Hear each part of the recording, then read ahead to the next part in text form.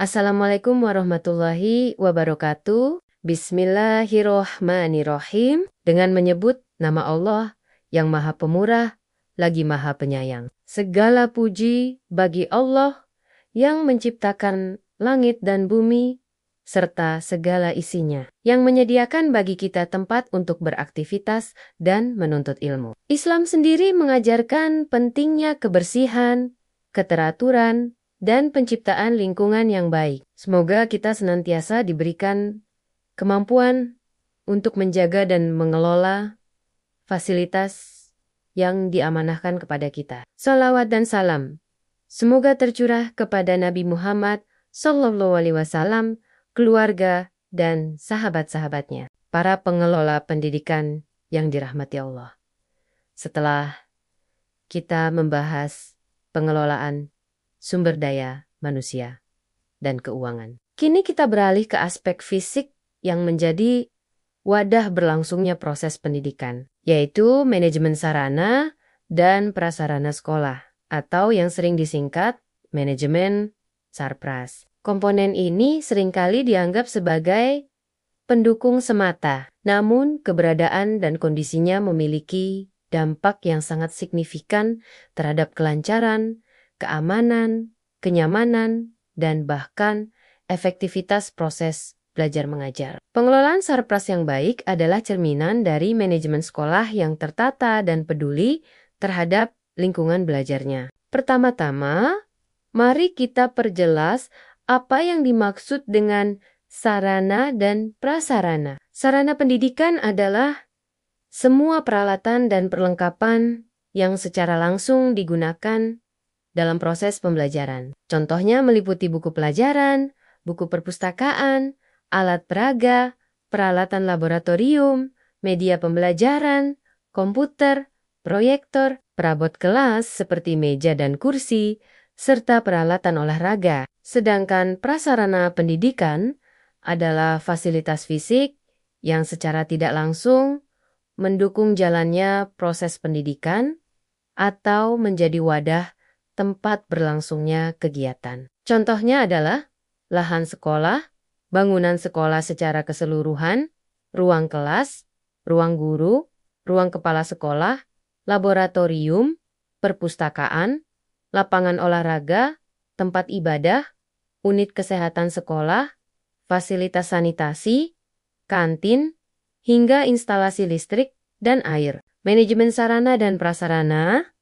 kemudian dapat diartikan sebagai keseluruhan proses kegiatan yang sistematis, mulai dari merencanakan kebutuhan, mengadakannya, mencatat, mengatur pemanfaatannya, melakukan pemeliharaan, hingga proses penghapusannya, agar semua sarana dan prasarana tersebut senantiasa dalam kondisi siap pakai, aman, dan dapat mendukung pencapaian tujuan pendidikan secara efektif dan efisien. Mengapa manajemen sarpras ini penting? Ada beberapa alasan krusial.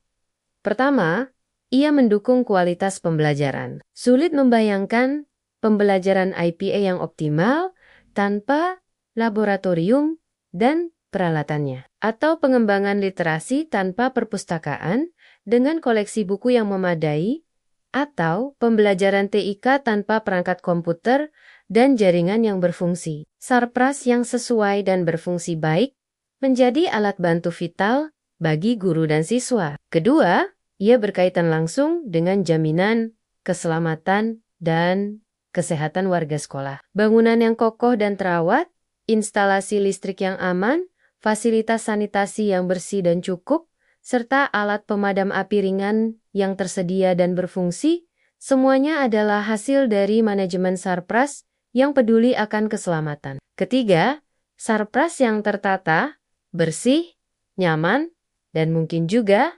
estetis akan menciptakan lingkungan belajar yang lebih kondusif, mendukung konsentrasi belajar siswa, dan kenyamanan bekerja bagi guru dan staf. Keempat, pengelolaan sarpras yang baik, terutama dalam hal pemeliharaan, akan meningkatkan efisiensi penggunaan aset dan anggaran. Perawatan rutin dapat memperpanjang usia pakai fasilitas dan peralatan, menghindari kerusakan parah yang membutuhkan biaya perbaikan atau penggantian yang jauh lebih mahal. Kelima, ini adalah bagian dari akuntabilitas pengelolaan aset, terutama jika sarpras tersebut dibeli menggunakan dana publik atau merupakan aset milik negara atau daerah. Sekarang, mari kita telusuri tahapan-tahapan dalam manajemen sarpras di sekolah. Tahap awal adalah perencanaan kebutuhan sarpras. Perencanaan ini tidak boleh asal-asalan atau hanya berdasarkan keinginan, tetapi harus didasarkan pada analisis kebutuhan yang objektif. Manajemen sekolah perlu mengidentifikasi kebutuhan sarpras berdasarkan jumlah siswa saat ini dan proyeksi ke depan, jumlah rombongan belajar, tuntutan kurikulum misalnya. Kurikulum merdeka mungkin membutuhkan ruang belajar yang lebih fleksibel atau fasilitas pendukung proyek P5, kebutuhan program ekstrakurikuler, serta peraturan terkait standar keselamatan dan kesehatan bangunan. Acuan utama dalam perencanaan ini adalah standar sarana dan prasarana, yang merupakan bagian dari 8 standar nasional pendidikan, sebagaimana diatur dalam peraturan pemerintah terbaru tentang SNP. Standar ini menetapkan kriteria minimal yang harus dipenuhi sekolah terkait luas lahan per siswa, keamanan dan kenyamanan bangunan, jumlah dan luas minimum ruang kelas, ketersediaan ruang penunjang seperti perpustakaan, laboratorium, ruang pimpinan, ruang guru, UKS, tempat ibadah, fasilitas sanitasi, tempat bermain atau olahraga, hingga perabot dan media pendidikan. Manajemen sekolah wajib memahami standar ini dan menjadikannya target minimal dalam perencanaan. Perencanaan sarpras juga harus terintegrasi dengan rencana kerja sekolah dan RKAS, prioritas pengadaan atau perbaikan. Sarpras haruslah yang paling mendukung pencapaian visi misi dan program unggulan sekolah, serta menjawab kebutuhan yang teridentifikasi dari hasil analisis rapor pendidikan atau AIDS. Selain kebutuhan jangka pendek, perencanaan juga harus mempertimbangkan kebutuhan jangka panjang, biaya operasional, dan pemeliharaan selama usia pakai aset, serta perkembangan teknologi. Untuk proyek besar, studi kelayakan sederhana mungkin diperlukan. Setelah perencanaan matang, tahap berikutnya adalah pengadaan sarpras. Ini adalah proses merealisasikan kebutuhan yang sudah direncanakan. Manajemen sekolah mengelola proses ini melalui berbagai cara. Pembelian. Ini cara yang paling umum. Jika menggunakan dana BOS atau dana pemerintah lain, proses pembelian barang atau jasa wajib mengikuti peraturan pengadaan barang atau jasa pemerintah. Sekolah didorong menggunakan platform sistem informasi. Pengadaan di sekolah untuk transaksi dengan penyedia terdaftar. Ini bertujuan meningkatkan transparansi, akuntabilitas, dan efisiensi. Manajemen harus memastikan spesifikasi barang sesuai kebutuhan, membandingkan harga dan kualitas, serta prosesnya terdokumentasi dengan baik. Penerimaan bantuan atau hibah. Sekolah mungkin menerima bantuan sarpras, misalnya melalui dana alokasi khusus fisik dari pemerintah untuk pembangunan atau rehabilitasi, atau menerima sumbangan sukarela dari komite sekolah, perusahaan, atau alumni. Manajemen perlu memastikan proses administrasi penerimaan bantuan ini tercatat dengan baik. Sewa untuk kebutuhan temporer, atau jika membeli tidak efisien, sekolah bisa melakukan penyewaan. Membuat sendiri untuk sarana sederhana seperti alat peraga edukatif dari bahan lokal atau bekas. Sekolah bisa mengelola pembuatannya secara internal. Prinsip utama dalam pengadaan adalah kepatuhan pada regulasi efisiensi, transparansi, akuntabilitas, serta memastikan barang atau jasa yang diterima sesuai kualitas dan spesifikasi. Setelah Sarpras dimiliki, langkah manajerial berikutnya yang sangat penting adalah inventarisasi dan pengkodean. Inventarisasi adalah pencatatan sistematis semua aset Sarpras sekolah. Tujuannya jelas untuk pengendalian sebagai dasar perencanaan pemeliharaan atau pengadaan baru, memudahkan pelaporan aset, dan wujud akuntabilitas. Prosesnya meliputi pencatatan detail barang dalam buku inventaris, serta pemberian kode inventaris unik pada barang tersebut. Data inventaris ini harus selalu diperbarui secara berkala, bisa manual, atau lebih baik lagi, jika menggunakan sistem informasi manajemen aset digital. Sarpras yang sudah ada dan tercatat tentu harus dimanfaatkan secara optimal dan dipelihara dengan baik.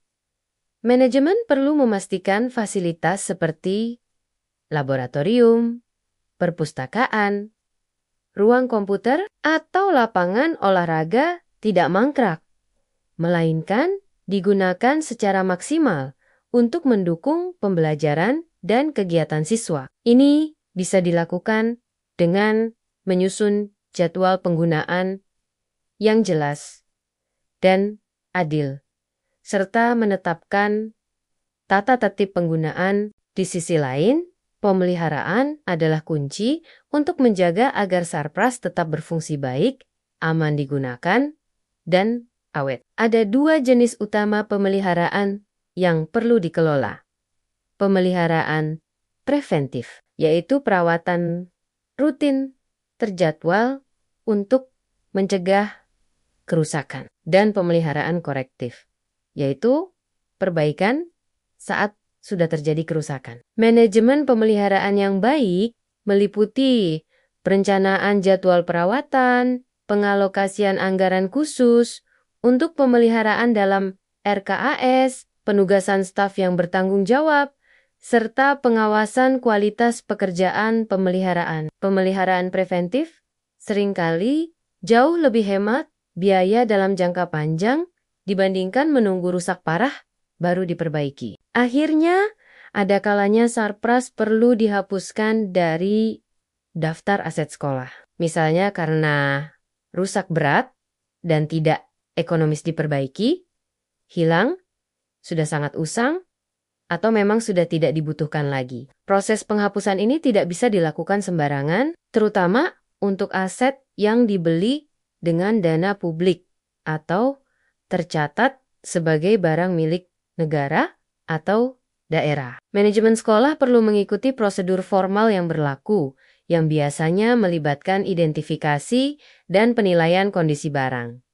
Pengajuan usulan penghapusan kepada pihak berwenang disertai bukti pendukung, pelaksanaan tindak lanjut sesuai persetujuan, dan yang terpenting, melakukan pencatatan penghapusan dari buku inventaris. Ini penting untuk tertib administrasi dan akuntabilitas. Jadi, manajemen sarana dan prasarana adalah sebuah siklus utuh yang membutuhkan perhatian manajerial di setiap tahapannya, mulai dari perencanaan, berbasis kebutuhan, dan standar. Pengadaan yang akuntabel, inventarisasi yang tertib, pemanfaatan yang optimal, pemeliharaan yang proaktif, hingga penghapusan yang sesuai prosedur. Pengelolaan Sarpras yang efektif bukan hanya soal menjaga fisik bangunan atau peralatan, tetapi merupakan bagian integral dari upaya menciptakan lingkungan belajar yang berkualitas, aman, nyaman, dan mendukung tercapainya seluruh tujuan pendidikan di sekolah. Allahumma sholli ala Sayyidina Muhammad wa ala ali Sayyidina Muhammad. Ya Allah, mudahkanlah kami dalam mengelola fasilitas pendidikan yang Engkau amanahkan, agar menjadi tempat yang membawa berkah dan manfaat optimal bagi para penuntut ilmu. Wassalamualaikum warahmatullahi wabarakatuh.